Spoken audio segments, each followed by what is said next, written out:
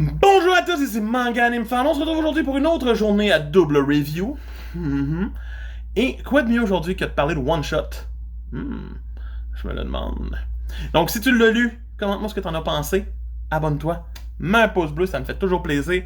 Et on parle de 1721 de Fujimoto Tatsuki. Publié chez Kazé, bien entendu. 4 œuvres publiées entre les 17 et 21 ans de l'auteur de Chainsaw Man et Fire Punch. Et c'est là qu'on voit ses vrais débuts. Donc on a 4 œuvres, je vais essayer d'en parler le plus sommairement possible pour pas spoiler rien. Mais je peux vous dire que plus que le tome avançait, plus que j'aimais ces histoires. Plus que l'auteur s'en va vers ce qui deviendra Fire Punch et Chainsaw Man après. Donc on a la première histoire qui parle de... qui s'appelle Deux poules au fond du jardin.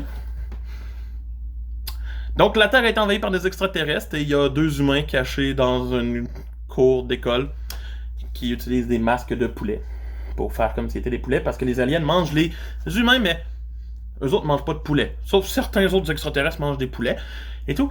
L'histoire est basique. Les dessins sont pas les meilleurs de l'auteur. On a des séquences étranges d'action. C'est pas son meilleur moment.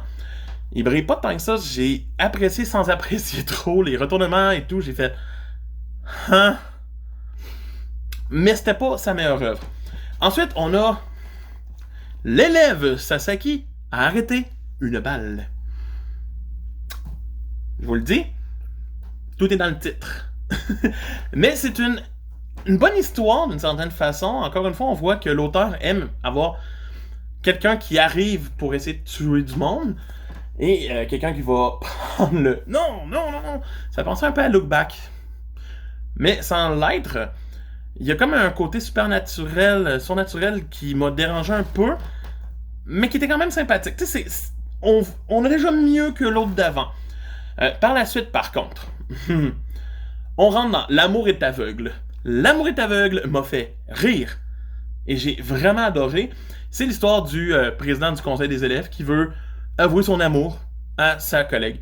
Donc c'est Kaguya-sama, en gros. Mais il arrête pas de se faire interrompre par du monde qui font genre « Hey, mais attends, j'ai de quoi d'important, là! Faut que tu viennes m'aider, ou « Ah, faut que t'ailles faire ci ou ça! » Puis à chaque fois, il est comme « J'ai pas le temps. J'ai quoi de plus occupant? » Puis là, ça repart à chaque fois. Ça l'escalade à toutes les fois. Tu te dis « Mais qu'est-ce qui va finir par arriver? » Ben, il va finir par réussir à lui avouer.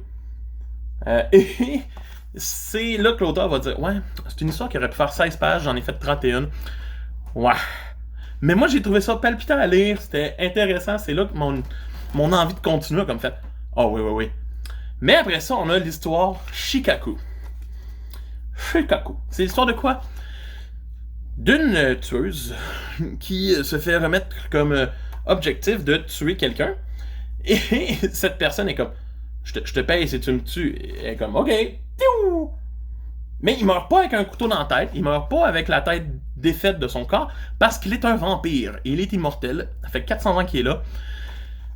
Et elle, c'est une tueuse qui aime ça maltraiter le monde. Mais de se rendre compte qu'elle a fait mal, mais qu'elle peut pas le tuer, ça la fait chavirer et elle tombe en amour avec le vampire. Ne sachant pas c'est quoi l'amour, elle va aller voir les médecins et tout, et lui, vu qu'il n'a pas vécu de fun depuis des années, va se rendre compte qu'avec elle, il y a du fun. Et va être poussé à éventuellement, spoiler là-dessus, la tourner en vampire et vivre sa vie avec elle. C'est juste cute et quétaine, c'est vraiment le fun, j'ai vraiment adoré ce final. Pour moi, c'est un tome qui démarre lentement, mais que chaque œuvre est de meilleur en meilleur. Et c'est pour ça que je lui donne une note de 8 sur 10. Donc, si vous êtes fan de l'auteur, jetez-vous dessus. J'attends déjà 22-26. Au Québec, c'est long avant que ça arrive, mais j'ai hâte. T'es mon gars de fan qui vous dit hey, à plus. Bye!